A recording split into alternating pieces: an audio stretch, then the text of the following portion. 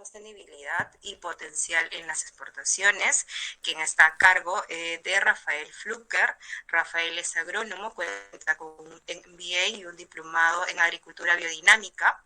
A lo largo de su carrera agroalimentarios hace modelos más sostenibles, promoviendo soluciones basadas en la naturaleza e impulsando la implementación en los estándares y certificaciones, ¿no?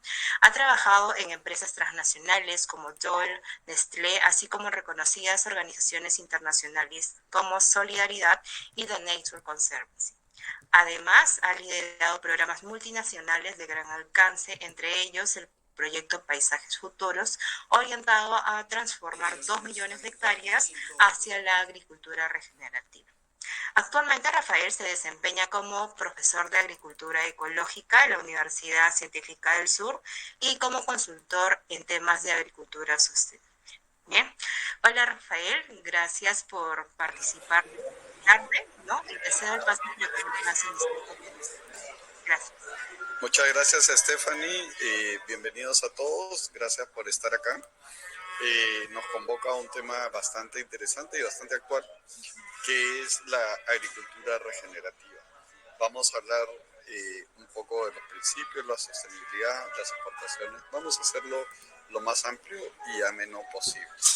Entonces, hoy día vamos a hablar un poquito del impacto del sistema agrícola moderno, convencional.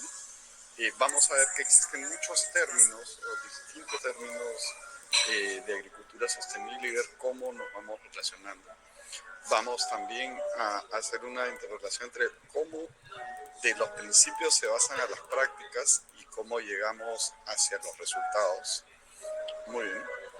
Y vamos a ver el impacto de la agricultura regenerativa, algunos ejemplos de empresas que lo están implementando o están haciendo algunos claims de implementación, y también hay la existencia de algunos esquemas de certificación de agricultura y ganadería regenerativa. Yo les pido que por favor todos no se queden con dudas, preguntas que tengan, bienvenida, y las resolvemos al final. Entonces, ¿cuál es el estado actual o un poco el impacto que tiene la agricultura como convencional, como la conocemos ahora, moderna? Y es que la agricultura ahorita utiliza más o menos 4.750 millones de hectáreas de la tierra están siendo utilizadas para cultivos y para ganadería, ¿no?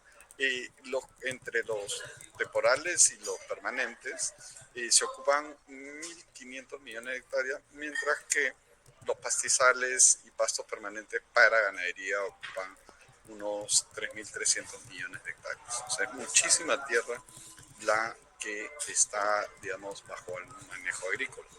Pero de esta, la agricultura de secano es aproximadamente, produce más o menos el 60% de los alimentos del mundo y ocupa el 80% de las tierras. La agricultura de regadío, como tenemos nosotros acá mucho, al menos en costa, en selva y en sierra de secano, produce más porque produce el 40% con el 20% de la tierra. Este es un panorama general de la agricultura en general, pero uno de los recursos más importantes es el suelo.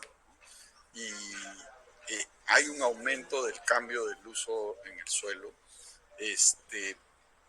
y un aumento solo del 4% desde la vuelta del siglo hasta el 2019 que se vio. Pero este 4% son 63 millones de hectáreas que han cambiado de ser bosques o de ser praderas o de ser pastos naturales a ser tierras agrícolas. Y el crecimiento de las tierras aradas de regadío aumentó 18% y los cultivos de secano aumentó 2.6%. O sea, ha habido un gran cambio de uso de suelo. Y este cambio de uso de suelo trae consigo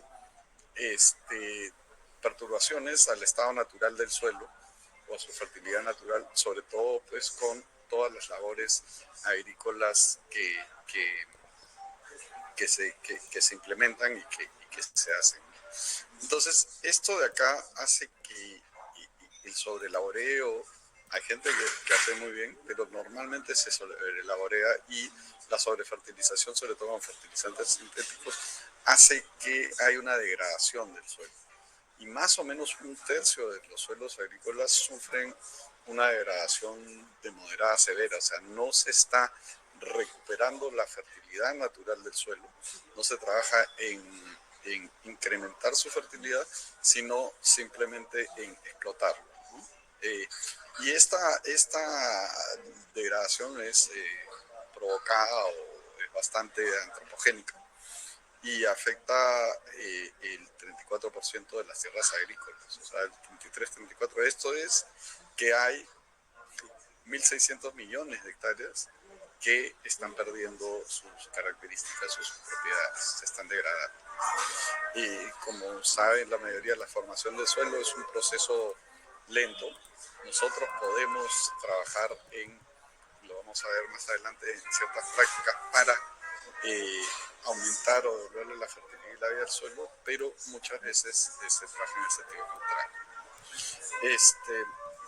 Entonces, estos son datos que nos asustan, un poco datos de la FAO, y no solamente es en el suelo, ¿no? Sino que también para la agricultura, y pasa mucho en nuestro país, eh, en la selva hay una deforestación. Pasa, digamos, no solo en nuestro país, sino en toda la Amazonía, Perú, Brasil, el mismo Paraguay, eh, Colombia, el cambio de bosque principalmente para cultivo y luego cuando ya no se puede hacer cultivo lo dejan para pastizales y ganado.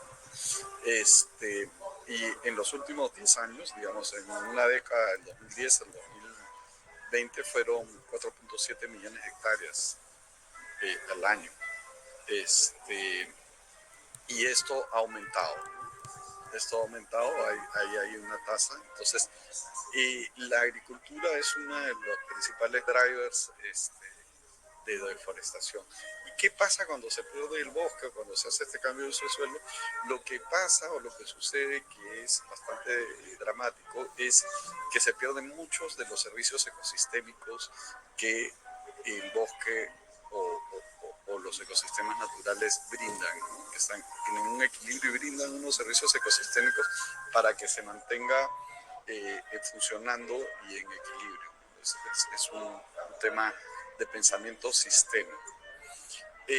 Además de eso, la agricultura es uno de los principales, no el principal, pero está ahí entre los grandes, está acá en verde, contribuye al 11% de las emisiones de gases de efecto invernadero, tanto por el cambio de uso de suelo como por la labranza. A la hora de la labranza se salen muchos gases de efecto invernadero. De este 11% por la ganadería y 6% por la agricultura, pero digamos el sector agropecuario en sí contribuye con un 11% de las emisiones totales. El inversor agropecuario en sí contribuye con un 11% de las emisiones totales de gases de efecto invernadero. Entonces, otra cosa que afecta mucho, que si es que no hay un buen manejo, puede ser bastante afectado por la agricultura, es el agua. Sobre todo cuando se entiende el agua simplemente como un recurso para producir y no se ve un poco el agua más amplio como todo el ecosistema acuático que es, ¿no? O sea, los ríos, las lagunas, toda la vida que ésta sostiene y cómo esta agua está interrelacionada con no solamente las chacras, sino también las chacras principalmente, pero también el ecosistema circundante. Entonces, la concepción del agua meramente como un recurso productivo trae ciertos problemas de extracción, ¿no? La mayoría de la extracción y del uso de agua es el río. Los que son de costa, que es desértico, pues saben que ahí o se riega no hay otro. Otro tema es la contaminación, ¿no? Y la contaminación y el desperdicio.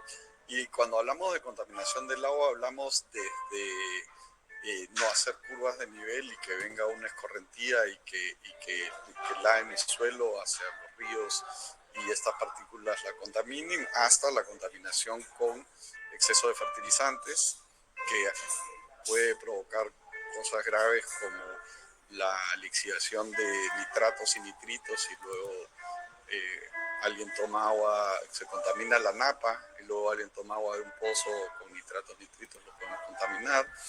O contaminación también puede suceder cuando hay exceso de fertilizantes que se lavan, está, este, está,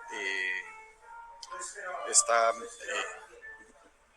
te voy a pedir que bajen el volumen de la música de fondo en un momento, pero cuando tenemos exceso de fertilización, esto se va a los ríos y lagunas y se genera un exceso de algas.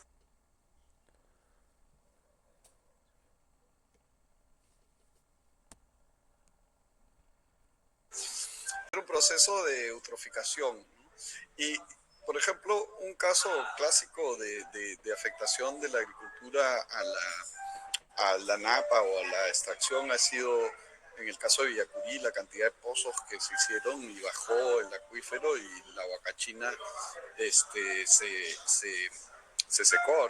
Ahora la huacachina la bombean, ¿no? Entonces, uno afecta, digamos, la generación de un recurso afecta a otros sectores también. Ese es un caso práctico, tuvieron que cambiar el billete de 50 soles, ahora ya no está la huacachina. Pero el desafío actual, y estos son solamente algunos efectos, ya nos hemos dado cuenta, o sea, ya nos hemos dado cuenta que el modelo productivo de la Revolución Verde, que era alto en insumos externos, con variedades mejoradas y que producía un montón, pero era dependiente de los trae una serie de consecuencias si no es sostenible. Y dentro de esas consecuencias son las que he dicho, entre otras. Las intenciones fueron buenas, ellos tenían miedo de que crezca mucho la población y no hay alimento, pero digamos, nos hemos dado cuenta que muchos de esos supuestos no eran reales y que si bien hubo un incremento grande en la productividad, también generó muchísimos problemas. Pero el desafío actual es justamente ver cómo regeneramos estos impactos negativos que ha tenido la agricultura convencional en el agua, en el clima, en el suelo, y hacemos que se reviertan. Y sobre todo, recuperamos los servicios ecosistémicos, ¿no? Porque ya está probado pues que se necesita de los servicios ecosistémicos para la sostenibilidad de la producción en el tiempo, ¿no? Y para garantizar principalmente justo la seguridad alimentaria, la soberanía alimentaria y la resiliencia del sector agrícola, ¿no? A los embates no solo del cambio climático, que pueden traer sequías o inundaciones, y si yo tengo una diversificación soy más resiliente, pero también a los impactos a veces económicos. A veces, y le pasa mucho a los productores, si tengo solamente un cultivo sin diversificar y dependo de un solo mercado, las variaciones de precios pueden afectarme mucho económicamente. Si tengo una diversificación, puedo tener otras fuentes de ingreso, ¿no? Entonces, se presenta, digamos, la agricultura regenerativa como un modelo de restauración de todos los servicios ecosistémicos, del suelo, del agua, de la biodiversidad, y que incluso promueve la captura del carbono. ¿Para qué? Para que los sistemas agrícolas sean sostenibles y resilientes. Y no solo a nivel de fincas, sino también pensemos a nivel de paisaje, ¿no?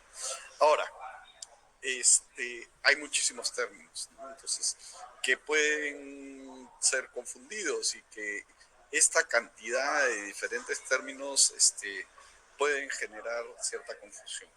Yo hoy día voy a tratar de aclarar